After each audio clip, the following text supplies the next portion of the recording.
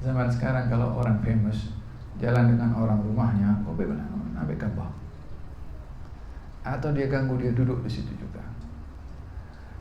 Tak seperti itu, kena dijaga privasi orang ketika bersama dengan ahli keluarganya.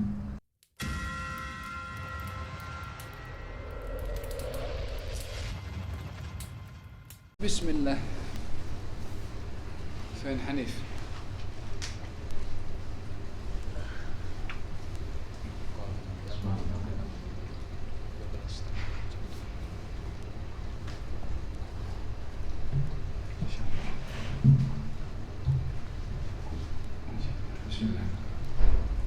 Bismillahirrahmanirrahim. Alhamdulillahirabbil alamin. Wassalatu wassalamu ala asyrofil anbiya'i wal mursalin wa ala alihi washabihi ajma'in.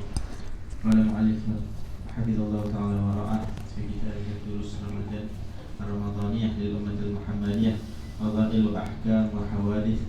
Nafa'allahu ta'ala bihi wa bi ulumi fid darin amin. Qala al-hikmatu min tashri'i as-siyam. Di tashri'i as-siyam hikamun katsiratun 'azimatun wa jalilah. ومن أهمها ما يلي: الأول التزود بزاد التقوى، فالصوم وسيلة لتحصيل التقوى واكتسابها، وهي أشرف الزاد كما قال الحق تبارك وتعالى: وتزودوا فإن خير الزاد التقوى واتقون يا أولي الألباب. وقد فرض صيام رمضان لتحصيلها بأوسع معانيها المذكورة في آية الذكر الحكيم، كما قال الله تبارك وتعالى: يا أيها الذين آمنوا كتب عليكم الصيام كما كتب على الذين من قبلكم لعلكم تتقون. الثاني دخول ما دراسة الصبر، والصبر ترويض النفس حتى ترضى بما يقضيه الله تعالى وتتوكل عليه حق توكله. وقد ورد في الحديث الذي رواه سلمان: وهو الشهر الصبر والصبر ثوابه الجنة. وقد علم ثواب الصبر بقوله تعالى: واسعة إنما يوفى الصابرون أجرهم بغير حساب. الثالث التزام الشكر للمنعم، والشكر صرف النعمة فيما خلقت له، وهو باب الزيادة. قال تعالى: المفروض هذا الآية إنما يوفى الصابرون أجرهم بغير حساب. واسعة يعني متعلق بما قبلها من الآية ولم يكتب. طيب. وإذ قال تعالى: وإذ لأذن ربكم لئن شكرتم لأزيدنكم ولئن كفرتم إن عذابي لشديد. وقال تعالى: ولتكملوا عدة ولتكبروا الله على ما هداكم ولعلكم تشكرون.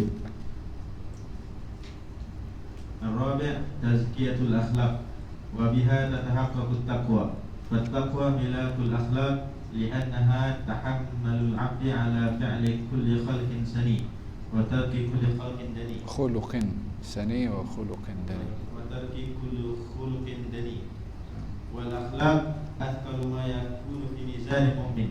قال رسول الله صلى الله عليه وآله وصحبه وسلم: ما من شيء أثقل في ميزان المؤمن يوم القيامة من خلق حسن، وإن الله يبغض الفاحش البذيء. يبغض الفاحش البذيء. رواه أحمد، رواه أبو داود وابن حبان وإسناده حسن. الخامس قهر عدو الله إبليس، فالشهوات مرتع للشياطين ومرعى لهم، وما داموا يترددون على العبد فإنه يكون مهجوبا. وعن أبي هريرة قال رسول الله صلى الله عليه وآله وصحبه وسلم: لولا أن الشياطين يحومون على قلوب بني آدم لنظروا إلى ملكوت السماوات. رواه الإمام أحمد. السادس ومن الحكم ما ذكره الإمام ابن حجر الهيثمي رحمه الله في كتابه إتحاف أهل الإسلام بخصوصية الصيام، وهي كسر النفس وتجلي القلب للفكر والذكر ومعرفة قدر النعمة وتضييق مجال الشيطان من ابن آدم، فإن الشيطان يجري من بني آدم مجرى الدم، كما ورد الحديث بذلك في الصحيحين وغيرهما، ونحو ذلك من الحكم. كما إن للصيام أثر في الصحة البدنية وعافية أجساد الناس، وهو يحرر الجسم من الالتهابات ويخلصه من الرواسب الضارة، وهو علاج للعديد من الأمراض الباطنية وكذلك الجلدية والعصبية كما أن والعصبية البدن ويقوي الفكر والذاكرة وقد قال نبينا عليه الصلاة والسلام صوموا تصحوا رواه الإمام أحمد والطبراني وأبو نعيم. وفي هذا الحديث كما في فيض القدير للحافظ المناوي إشعار بأن الصالح يناله من الخير في جسمه وصحته ورزقه حظ وافر مع عظم الأجر في الآخرة وفيه صحة للبدن والعقل بالتهيئة للتدبر والفهم وانكسار النفس إلى رتبة المؤمنين والترقي إلى رتبة المحسنين والمؤمن غذاء في صومه من بركة ربه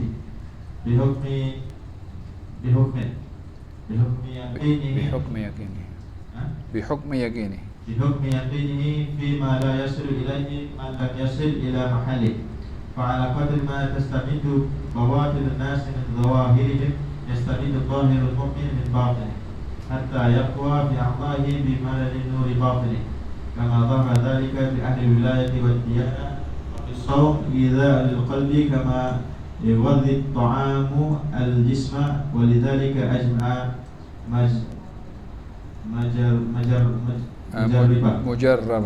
مجربة أعمال الديانة من الذين يدعون ربهم بالغداة والعشي يريدون وجهه على أن مفتاح الهدى والصحة الجوع لأن الأعضاء إذا وهنت لله نور الله القلب وصفى النفس وقوى الجسم.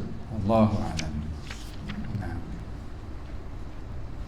Ada menjelaskan tentang hikmah daripada as-siyam, dan setiap ibadah itu ada hikmahnya. Maha suci Allah Subhanahu wa taala untuk mensyariatkan satu syariat, satu hukum hakam bila tidak mempunyai hikmah, tidak ada. Mesti setiap hukum hakam Allah itu ada hikmahnya.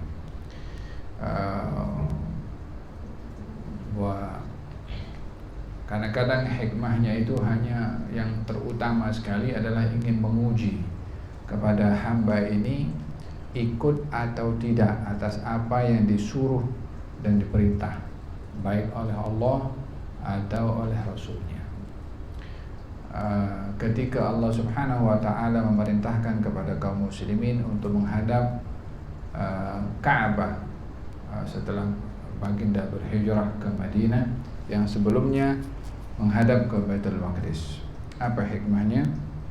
Wa ma ja'ala al-qiblata allati kunta 'alaiha illa lina'lama man yattabi'ur rasula mimman yanqalibu 'ala aqibaihi.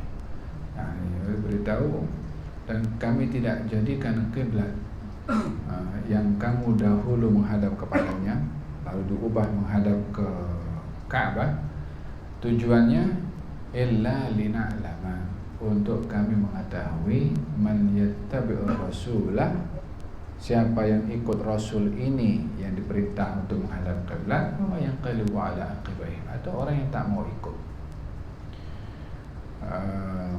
Dari segi menghadapnya, baik menghadap ke Baitul Maqdis atau menghadap ke Ka'bah, sama-sama menghadap kepada Allah Subhanahu wa taala. Fa inna ma tuwallu fa thamma wajhullah. Kemana saja kita menghadap dalam salat, hakikatnya menghadapnya kita itu adalah kepada Allah.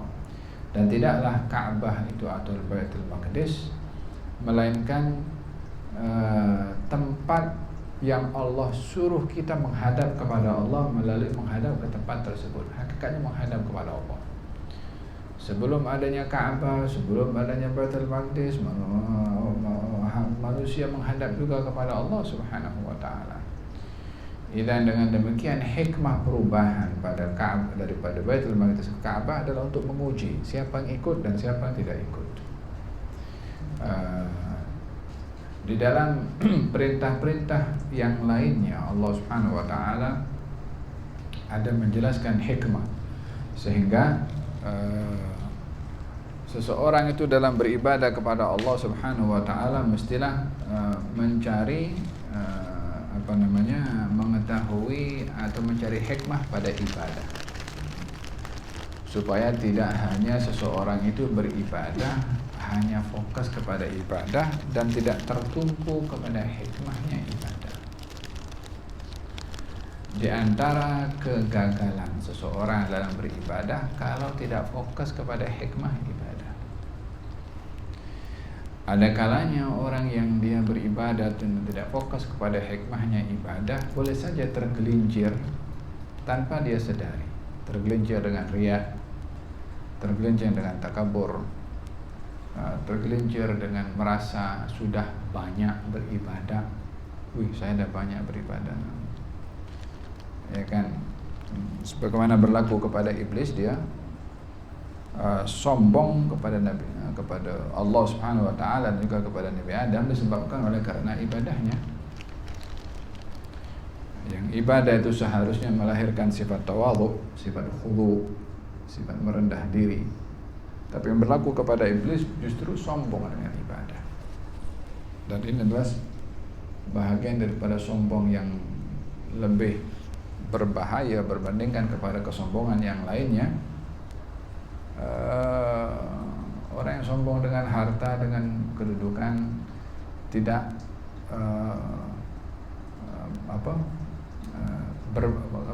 bahayanya itu tidak lebih besar berbandingkan orang sombong dengan ibadahnya. Fahimtum melihat tadi dikatakan orang itu kalau berbuat amal kebaikan hendaklah dilupakan. Dilupakan dalam arti itu jangan melihat banyak pada ibadah dan melihat apa yang dilakukan pada ibadahnya itu sedikit. Karena kalau melihat banyak dia malas untuk menambah. Kalau dia melihat sedikit maka dia terus akan menambah. Dalam hal ini seorang ketika beribadah itu mencari hikmah ibadah bukan menunggu tanda pahala yang diberi oleh Allah kepada dia. Aku nak tahu ibadah aku diterima atau tidak. Aku nak tunggu melalui mimpi ke atau jumpa dengan orang bagi tahu kepada dia, amalanku sudah diterima oleh Allah Subhanahu Wa Taala. Atau orang beribadah mencari karamah. Orang beribadah mencari maqam, mencari kedudukan, mencari sesuatu yang boleh ditunjukkan kepada orang kalau dia ahli ibadah.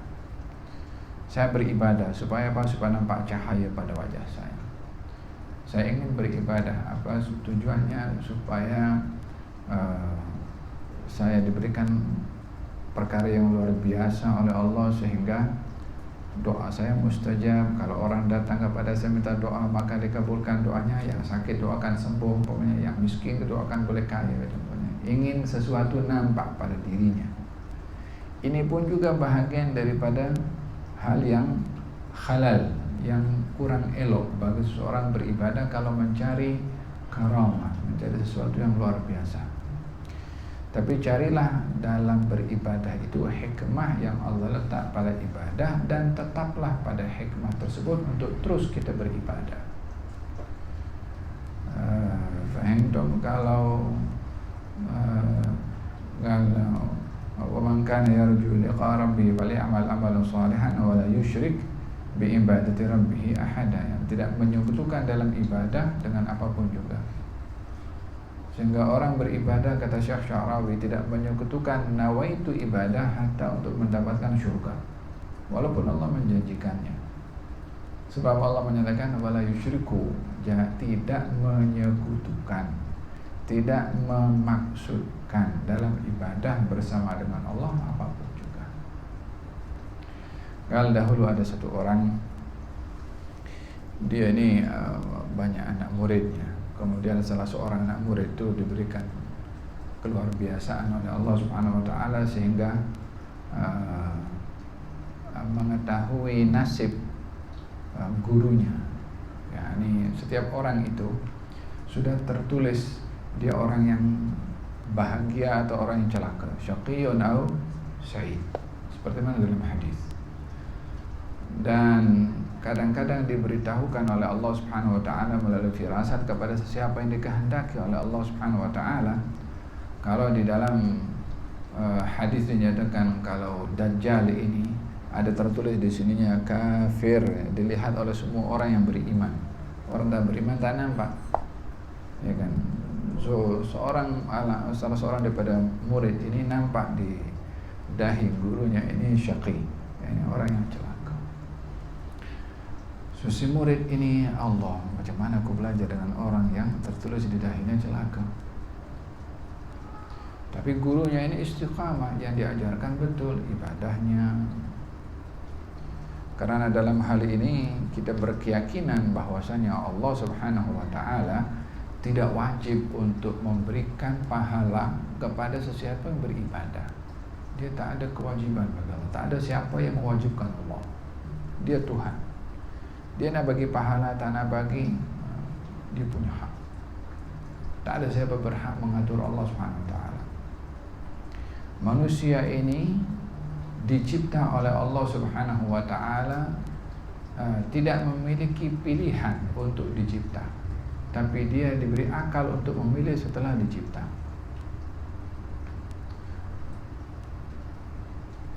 Manusia diciptakan oleh Allah Subhanahu wa taala daripada ketiadaan. Masa manusia tiada, dia tak ada apapun, nak berfikir, nak menentukan mahu dicipta atau tidak. Bukan ditanya, kamu mahu diciptakan? Dia tak ada, dia belum wujud lagi.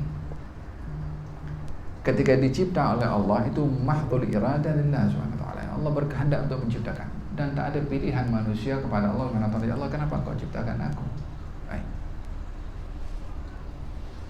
Dia tak ada pilihan ke atas diadakannya, disebabkan oleh kerana dalam ketiadaannya dia tak punya hak, tak ada apapun untuk menentukan atas dirinya mahu dicipta atau tidak. Itu terpulang kepada Allah Subhanahu wa taala untuk menciptakan. Setelah dicipta baru diberi akal oleh Allah untuk dijadikan raja untuk memilih mana yang hak, mana yang batil. Wa hadainahu an-najdain. Allah tunjukkan kepada manusia dua jalan untuk memilih. Faman syaa'a falyu'min wa man syaa'a falyakfur. Siapa yang mahu beriman silakan, yang mau kufur silakan, tapi orang kufur akan dihukum oleh Allah Subhanahu wa taala. Idzan dalam hal ini Allah Subhanahu wa taala menentukan kepada hambanya mengikut kehendaknya Allah Subhanahu wa taala. Memberi pahala terpulang kepada Allah berapa. Nak dilipat gandakan kepada si fulan, dibiasakan kepada si yang lain, tak ada siapa yang boleh pertikai otoritinya Allah di dalam perbuatannya. Jadi si hamba tadi yang tertulis dalam itu dahinya itu syaqi, si murid ini pun melihatnya, maka dia pun mula tidak hadir lagi di majlis itu. 1 hari, 2 hari, gurunya pun tanya kenapa dia tak hadir. Maka dicari, akhirnya jumpa. Setiap kali jumpa dia berbagai macam-macam alasan. Walhasil singkat cerita, katanya si guru mengatakan kepada muridnya, kamu tak hadir majlis aku ni karena kamu nampak sesuatu di dahi aku, katanya. Ternyata si guru pun juga sedar atas apa yang berlaku kepada dirinya. Terkejut si murid ini dengan apa yang dikatakan oleh gurunya. Kata gurunya mengatakan, saya ini hamba yang turut perintah yang menciptakan saya, dan bukan hak saya untuk menentukan yang menciptakan saya untuk meletakkan saya di mana. Karena tak ada hak hamba untuk mengatur Tuhan. Mana hamba saya boleh atur majikan? Kalau ini dalam undang-undang manusia saja, hamba sahaya milik kepada majikannya, apalagi dengan yang maha kuasa subhanahu wa ta'ala, yang maha memiliki segala-galanya. Saya ini hamba yang hanya turut perintah, terpulang kepada dia untuk meletakkan saya di mana. Yang penting dia perintah saya untuk ibadah, saya ibadah. Saya diperintah saya untuk berbuat baik, saya berbuat baik. Adapun apa yang akan ditentukan oleh Allah kepada saya bukan hak saya. Karena kalau seorang hamba akan menentukan apa yang patut dibuat oleh Allah, dalam hal ini kuasanya Allah terbatas dengan tuntutan hamba tadi kepada Allah Subhanahu wa ta'ala. Sementara kuasa Allah tidak dibatasi atau tidak tergantung dengan sesiapapun juga. Allahu fa'alun lima yurid. Allah berhak untuk melakukan apa saja yang dikehendaki, ya. Jadi di saat seseorang itu beribadah kepada Allah, hendaklah berusaha mencari hikmah pada ibadah, bukan sekedar ibadah saja. Fahimtum? Allah Subhanahu wa taala perintahkan salat, hikmahnya mencegah diri daripada perbuatan keji dan mungkar. Allah perintahkan untuk zakat supaya hati ini bersih daripada sifat kedekut, supaya ada sifat solidarity, orang susah boleh terbantu dengan kita punya harta. Ada hikmah pada zakat. Allah wajibkan untuk berpuasa untuk meraih ketakwaan. Allah wajibkan haji, belajar kita berkorban harta, tenaga, masa dan keselesaan. Kan orang pergi ke haji banyak dikorbankan. Dan dengan demikian setiap ibadah itu ada hikmah, ada tujuan, ada objektif yang perlu dicari oleh seseorang ketika beribadah. Jadi tak cukup saya sudah sholat, saya sudah puasa, saya sudah zakat, tapi cari apa kesan sholat pada diri saya, apa kesan zakat pada ketakwaan itu, apa kesan sedekah dan zakat pada sifat kedekut dan sifat pemurah seseorang itu. Dengan demikian barulah ibadah itu menjadi lengkap. Lihat katakan di sini seseorang itu ketika beribadah puasa, hikmahnya adalah at-tazawwud bizadit taqwa, yakni berbekal dengan bekal ketakwaan. Apa itu takwa? Anta ja'al bainaka wa bainallahi wiqayah, menjadikan antara kita dengan apa yang diharamkan oleh Allah. Anta ja'al bainaka wa baina maharimillah wiqayah, menjadikan diri kita dan hal-hal yang diharamkan oleh Allah Subhanahu wa taala penghalang. Ada kalanya orang itu meninggalkan maksiat, tapi meninggalkannya karena takut kena tangkap, atau meninggalkan maksiat karena dilihat orang. Kalau dia bersendirian dia akan bermaksiat. Dengan orang meninggalkan maksiat karena takut kepada Allah atau karena malu kepada Allah, orang tak nampak tapi dia nak melakukannya malu kepada Allah, ini takwa. Oleh sebab itu, kenapa di dalam hadis Nabi Muhammad SAW ketika disebutkan tentang orang yang berazam untuk melakukan maksiat lalu tak dilakukan karena takut atau malu kepada Allah, itu dianggap satu ibadah. Apa ibadahnya? Meninggalkan maksiat karena takut pada Allah. Peluang untuk berbuat maksiatnya ada, seperti yang berlaku kepada seorang yang atau 3 orang yang masuk dalam gua. Dalam hadis Sahih Bukhari, 3 orang masuk dalam gua untuk rehat, akhirnya mulut gua itu tertutup dengan batu yang jatuh dari atas dan mereka tak boleh keluar. Maka masing-masing berdoa. Karena 3 orang masing-masing berdoa dan bertawasul dengan amalnya. 2 bertawasul dengan amal baiknya, yaitu 1 bertawasul dengan amal baktinya pada orang tua. Yang 1 lagi bertawasul dengan sikap jujur dan amanahnya ke atas harta anak buahnya. Apa menjadi hak orang diberikan. Yang 1 lagi bertawasul karena perbuatannya meninggalkan maksiat, yaitu dia mengatakan, ya Allah, saya ini didatangi oleh seorang perempuan yang ingin berhutang dan saya beri syarat kepada dia untuk menyerahkan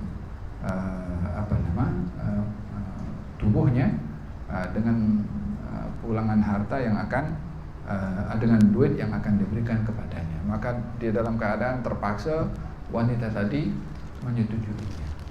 Maka ketika ingin dilakukan perbuatan yang sedemikian, wanita tadi mengatakan, ittaqillah la tafuddal khatim illa bihaqqih. Bertakwalah kamu kepada Allah, janganlah kamu lakukan hal sedemikian kecuali dengan cara yang benar, yaitu melalui pernikahan.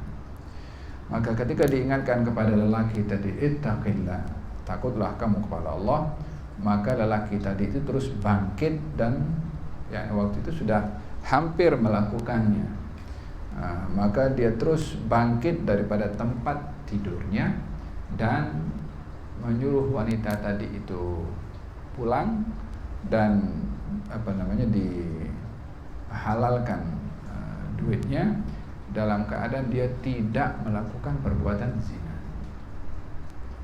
Maka terbukalah pintu atau gua yang tertutup tadi, karena yang terakhir ini bertawassul kepada Allah dengan perbuatannya meninggalkan maksiat. Masa itu tak ada orang lain. Dia kalau nak melakukannya pun wanita itu bukan dipaksa, walaupun ketika menyerahkannya dalam keadaan terpaksa. Dia tak ada siapa yang untuk dia segan dan malu karena ada ruangan tertutup.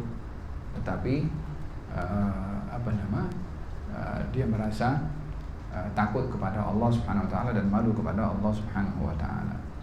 Dalam Al-Qur'anul Karim Allah Subhanahu wa taala menceritakan tentang kisahnya Nabi Yusuf, walaqad hammat bihi wa hamma biha laula an ra'a burhana rabbih. Masing-masing ada kecenderungan, walaupun perbezaan penafsiran kecenderungan itu apa, tapi yang menghalang Nabi Yusuf daripada tergelincir melakukan itu ketika melihat bukti daripada Tuhannya. Laula an ra'a burhana rabbih. Dan dalam hal ini rasa malu kepada Allah ketika ingin melakukan maksiat, atau segan dan takut kepada Allah ketika ingin melakukan maksiat, itulah hakikat takwa. Anta ja'al bainaka wa baina maharimillahi wiqayah, yani menjadikan antara kamu dengan hal yang diharamkan oleh Allah penghalang. Dan ini setinggi-tinggi nilai ketakwaan seseorang. Hadza berkenaan dengan ketakwaan. Wa tazawwadu fa inna khairaz zadi at-taqwa. Wa libasu taqwa dzalika khair, yani libasu at-taqwa. Ketika diperintahkan untuk memakai pakaian, kemudian disebutkan pakaian takwa. Takwa menjadi pakaian. Wa libasu taqwa. Kalau dari segi zahirnya, kalau pakaian ini yang melekat kepada tubuh badan untuk menutup aurat kita. Sementara ketakwaan ini adalah diperumpamakan dengan pakaian, dengan tujuan adalah untuk menutup kekurangan pada sifat mazmumah, untuk menjadi identity kepada seseorang melalui perbuatannya. Walihada takwa itu tidak dilihat sekedar definisi, melainkan tanpa dilihat pada perbuatan, khususnya pada lisannya. La yastaqimu imanu imri'in hatta yastaqima lisanuhu. Tidaklah seorang itu imannya lurus sehingga lidahnya lurus. Dikaitkan antara iman yang letaknya dalam hati, dan itu adalah takwa juga. Takwa hahuna, kata Nabi SAW, hatta istaqima lisanuhu, sehingga lisannya pun juga istiqamah. Kemudian disebutkan juga tentang hikmah daripada puasa ini adalah sabar, wa huwa syahru sabri, dalam hadis. Sabar di sini mempunyai beberapa arti yang luas. Sabar dalam melakukan ketaatan, sabar ketika meninggalkan maksiat, sabar ketika menahan diri daripada hal-hal yang kita boleh melakukannya walaupun dia pada hakikatnya bukan maksiat pada zatnya. Yani orang di hadapannya ada makanan makan, bukan maksiat. Perbuatan makan ketika berpuasa itu maksiat. Makanannya bukan maksiat.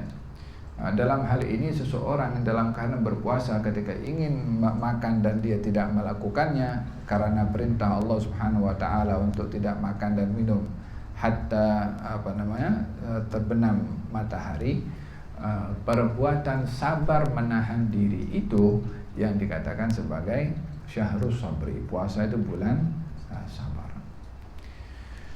Walidha dalam hadis Nabi Muhammad SAW ketika menyebutkan tentang sabar pada puasa, katanya fa idza kana shawmi yawmi ahadikum fala yarfuth wala yaskhab. Dalam riwayat wala yajhal fa in syatamahu ahadun aw sabbahu falyaqul inni shaim marrataini. Fil hadis barang siapa yang dia tidak dapat menjaga mulutnya dan perbuatannya ketika berpuasa, maka Allah tak perlu pada dia walaupun dia tidak makan dan tidak minum. Ya, di mana walaupun dia berpuasa, kalau puasanya tidak dapat mencegah mulutnya dan juga perbuatannya. Kita punya zaman sekarang ini orang mungkin mulutnya tak bercakap, tapi tangannya bercakap melalui komen. Dekat Facebooknya ke, wala dekat dia punya Instagramnya ke juga. Oh, itu bahagian daripada cakap juga. Saya tak cakap, saya tulis juga. Kalau bahasa sekarang ini bila berbicara tentang tentang bercakap, bukan hanya mulut tapi tangan pun juga bercakap. Oleh hadza al-muslim man salima al-muslimuna min lisanihi wa yadihi. Kalau dulu tafsirkan al-yad ini pukul orang apa semua kan. Kalau yad ditafsirkan sekarang, zaman sekarang lebih luas, maknanya bukan pukul saja, tapi taib juga, itu menyakiti perasaan orang. Seperti mana tangan ini pukul menyakiti orang, menulis kata-kata yang pedas juga pun menyakiti perasaan orang. Kadang-kadang bahasa kata-kata kasar itu menyakiti perasaan lebih dalam berbandingkan dengan pukulan. Orang dipukul cepat hilang memarnya, tapi kalau luka hati sampai bila-bila diingat. Faham dong? Hadza idzan madrasah daripada puasa ini pun madrasah as-sabar, untuk melatih diri dalam bersabar, khususnya sabar yang paling berat itu adalah sabar menahan diri, menahan syahwat. Raja'na min jihadil asghar ila jihadi al-akbar. Apa itu jihadul akbar? Jihadun nafsi, melawan kepada hawa nafsu. Oleh hadza, dalam kata Imam Al-Ghazali dalam buku Mukasyafatul Qulub ada menukil kata-kata, katanya tawaqqa nafsaka an ghawailaha innan nafsa akhbathu min 70 syaitan. Jaga engkau punya hawa nafsu dari ghawailah, daripada dia punya membaranya, daripada keinginannya. Dan tanda-tanda hawa nafsu ini, kalau menginginkan sesuatu dia paksa. Itu tanda daripada hawa nafsu, dipaksa kita untuk buat. Kalau kita tak buat, diingatkan selalu. Hatta dengan driving pun diingatkan juga. Sebenarnya kita geram pun juga kepada orang itu. Sementara orang itu udah tak ada dah, mungkin jauh dah balik atau mana. Tapi karena ingatan ada dan hawa nafsu duk pikir terus, last sekali dia tulis dengan dia punya SMS walaupun itu nak lepaskan geram daripada hawa nafsunya. Fatawa'ad lahu nafsuhu qatla akhihi faqatalahu. Pada pembunuhan Qabil terhadap Habil. Fatawa'ad lahu nafsuhu, hawa nafsunya paksa untuk membunuh kepada Habil. Fatawa'ad, dipaksa. Faqatalahu, baru dilakukanlah pembunuhan itu. Oleh hadza, orang yang dia diberikan oleh Allah anugerah puasa mencari hikmahnya dalam menahan hawa nafsu. Seharusnya orang berpuasa ini marahnya kurang, kata-kata kesatnya kurang, segala-galanya kurang. Karena semua itu berpunca daripada hawa nafsu. Kemudian katanya iltizamu syukr lil mun'im, bersyukur kepada Allah Subhanahu wa taala, hikmah daripada puasa. Yang pertama, bersyukur kepada Allah disebabkan dianugerahkan oleh Allah Subhanahu wa taala dukhul Ramadan. Dianugerahkan oleh Allah untuk bertemu dengan bulan Ramadan, bulan puasa. Berapa ramai orang yang ingin masuk bulan Ramadan, sehari belum Ramadan meninggal dunia. Ya kan? Ada atau tidak? Ada. Tak sampai, sehari pun tak sampai Ramadan. Adakah itu bermakna Allah murka kepada dia? Tidak, ini bukan masalah murka atau tidak murka. Masalahnya adalah peluang untuk mendapatkan pahala yang Allah berikan di bulan Ramadan. Ada orang tak sampai, walaupun dia ingin sampai. Jadi bila dianugerahkan bulan Ramadan untuk berpuasa, bersyukur karena berada di bulan Ramadan. Ada di antara doa Nabi SAW, Allahumma sallimna li Ramadan wa sallim Ramadan lana wa tasallamhu minna mutaqabbalan. Yani sebagai tanda syukur karena berada di bulan Ramadan. Serahkan aku pada Ramadan, serahkan Ramadan kepada aku. Apa maknanya serahkan aku kepada Ramadan? Dan serahkan Ramadan kepada aku. Yani Allah bimbinglah aku untuk masuk ke bulan Ramadan supaya dapat beribadah. Serahkan Ramadan kepada aku, rahasia pahala ganjaran yang kau letak di dalam bulan Ramadan berikan kepada aku. Wa tasallamhu minni mutaqabbalan, apa yang aku lakukan di bulan Ramadan kau terima. Itu bahagian daripada ekspresi syukur ketika berada di bulan Ramadan. Selain daripada itu, syukur dengan taufik untuk berpuasa di bulan Ramadan, syukur dengan nikmat sahur, nikmat berbuka, nikmat qiyam, nikmat zikir, nikmat mudarasatul Quran. Kesemua itu adalah bersyukur ke atas ibadah yang diizinkan oleh Allah kepada hamba tersebut. Tak selalunya nikmat itu hanya berupa nikmat makanan sehat dan berupa harta, tapi nikmat itu juga adalah berupa taufik. Ilham itu nikmat. Ibadah itu, kecenderungan untuk beribadah itu adalah satu nikmat dari Allah Subhanahu wa taala. Oleh sebab itu dalam Al-Qur'an ada satu ungkapan syukur kepada Allah atas nikmat hidayah. Atas nikmat dia diberi hidayah oleh Allah untuk beribadah. Alhamdulillahilladzi hadana li hadza wa ma kunna linahtadiya laula an hadana Allah. Hadza berkenaan dengan bersyukur kepada Allah untuk berada di bulan Ramadan. Yang ketiga, yang keempat adalah tazkiyatul akhlak, membersihkan atau meningkatkan kualiti akhlak. Sebagaimana dalam takwa tadi, bagaimana seorang itu ketika berpuasa mencegah diri daripada perbuatan keji dan perbuatan mungkar, serta menghiasi diri dengan sifat-sifat yang terpuji. Yang kelima adalah gahru aduwullah, iblis, yakni menghalang apa yang menjadi keinginan kepada iblis untuk manusia itu cenderung kepada syahwat ataupun maksiat. Sementara orang berpuasa tidak demikian. Dalam syahwatnya dia dikekang, kemudian dalam kecenderungannya untuk makan minum dihalang. Dahulu dikatakan Allah Subhanahu wa taala ketika menciptakan akal, diperintahkan oleh Allah, wahai akal datanglah kamu kemari. Akal datang. Wahai akal menjauhlah kamu, maka akal pun menjauh. Bermakna dalam hal ini akal paham apa yang Allah cakap. Hawa nafsu dicipta oleh Allah Subhanahu wa taala. Katanya wahai hawa nafsu datanglah kau kemari, dia pergi menjauh. Wahai hawa nafsu menjauhlah kamu, dia pergi datang. Tak faham apa yang dikatakan oleh Allah, artinya degil. Maka diciptakan oleh Allah rasa lapar pada hawa nafsu. Setelah diciptakan rasa lapar pada hawa nafsu, maka Allah panggil, wahai hawa nafsu datanglah kamu, dia datang. Wahai hawa nafsu menjauhlah kamu, dia menjauh. Dalam hal ini hawa nafsu itu tidak selalunya dia buruk. Kalau orang tak ada hawa nafsu, tak ada nikmatnya hidup macam malaikat. Kalau dia jadi malaikat oke. Tapi kalau dia bukan malaikat dan dia seorang manusia, mesti ada hawa nafsu, mesti ada selera. Kalau tidak, orang kalau tak ada selera sama sekali, nak tidur macam mana?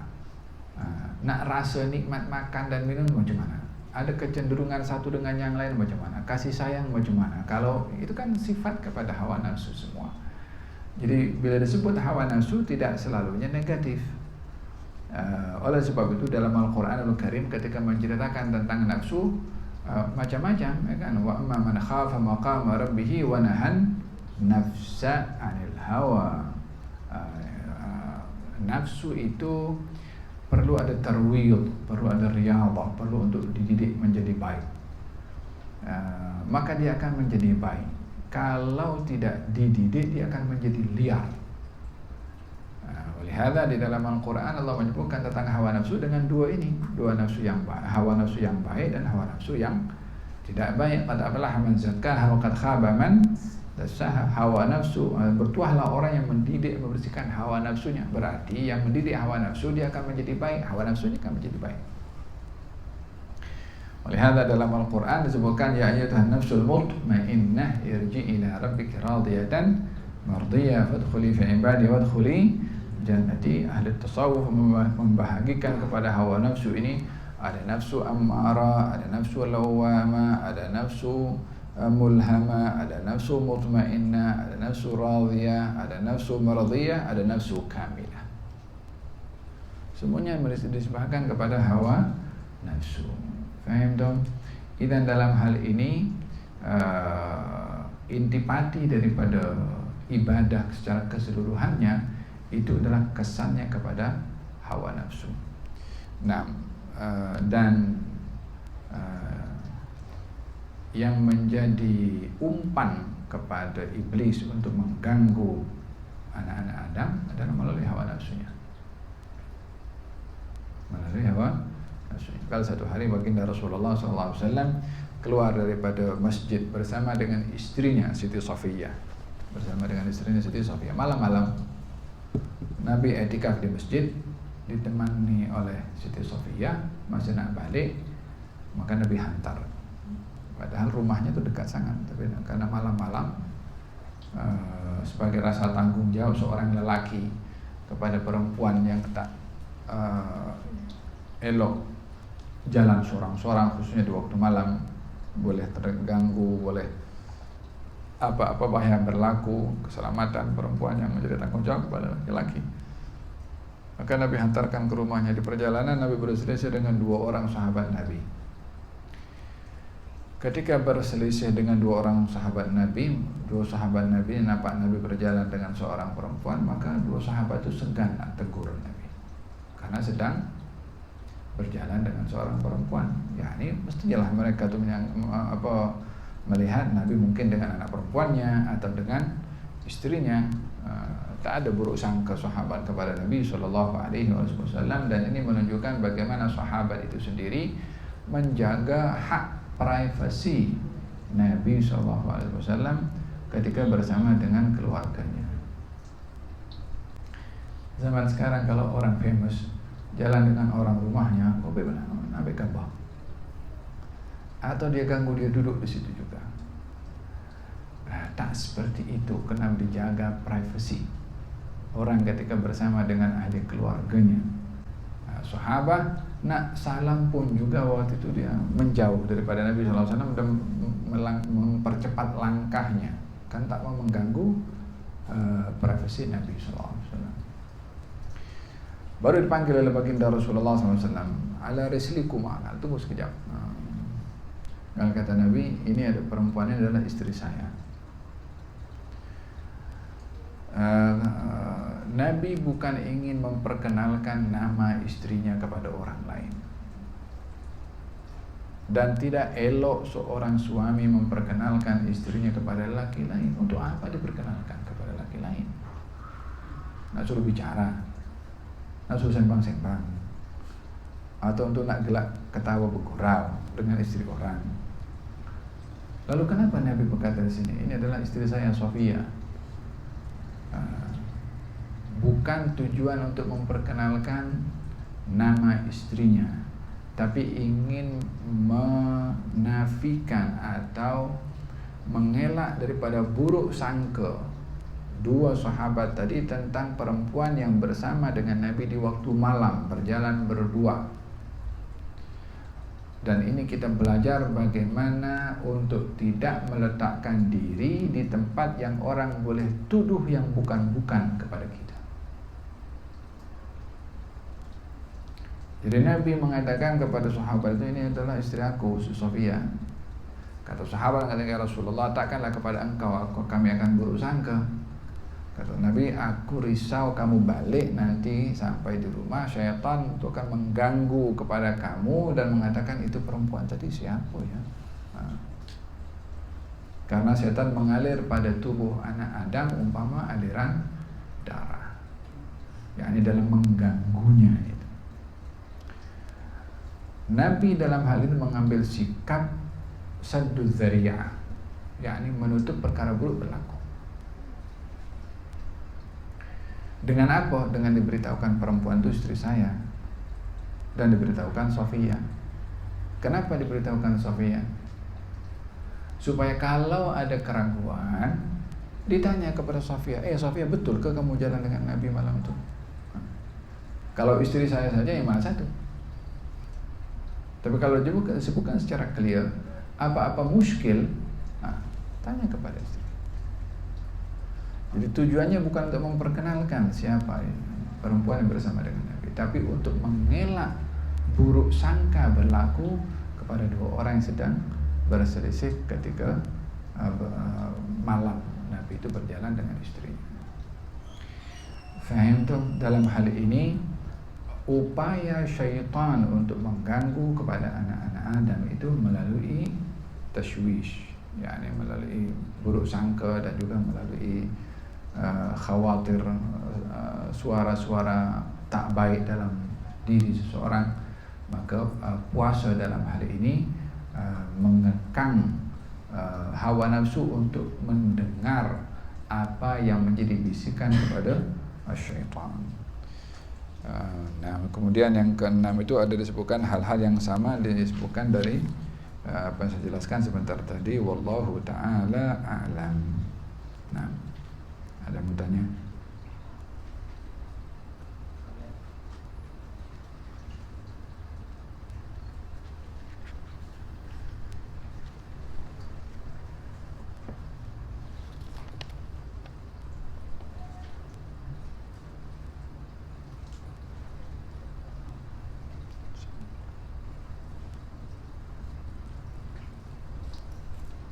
ربي عبدك على الباب واقف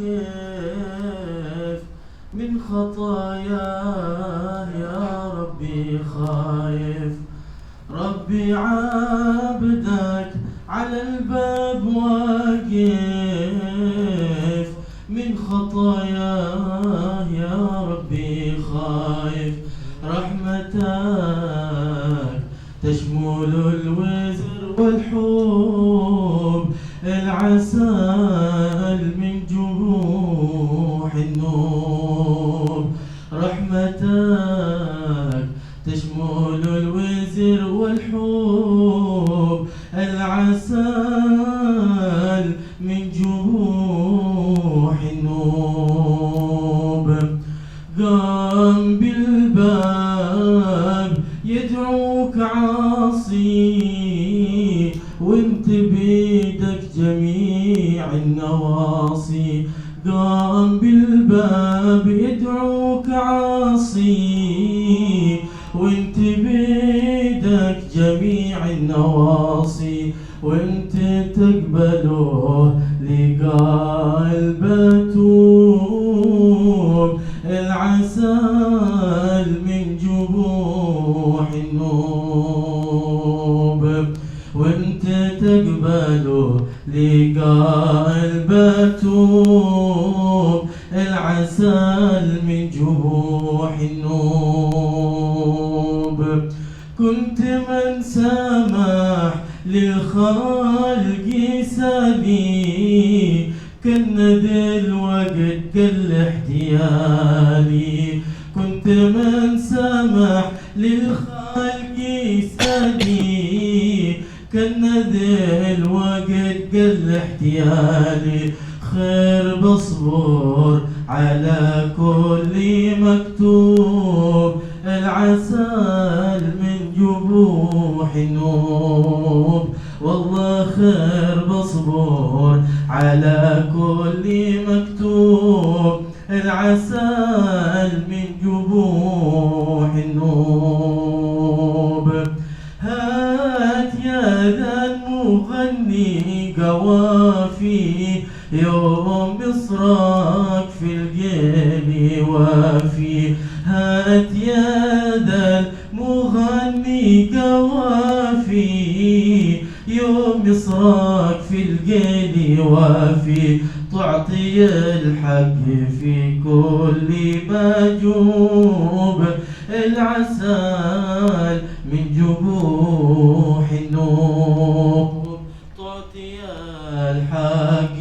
في كل مجوب العسل من جبوح النوب كل شايك عسله معونه في الدجى ما تغمض عيونه كل شايك عسله معونه في الدجى ما تغمض عيونه دامع عينه على الخد مسكوب العسل من جبوح النوب دامع عينه على الخد مسكوب العسل من جبوح النوب كل من حس صوت المغاني قال أنا من البعد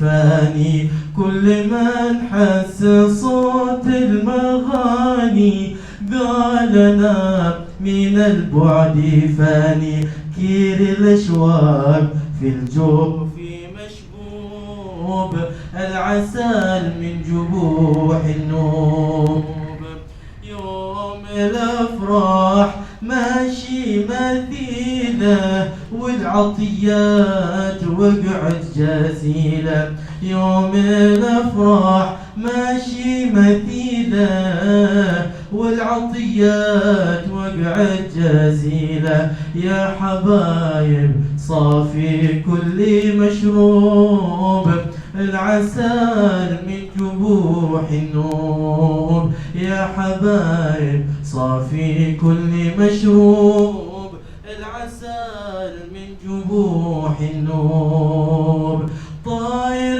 السعد بصوت غنى قال كل بلغ ما تمنى طاير السعد بالصوت غنى قال كل بلغ ما تمنى بشروا بالفرج كل مكروب العسل من جبوح النوب بشروا بالفرج كل مكروب العسل من جبوح النوب.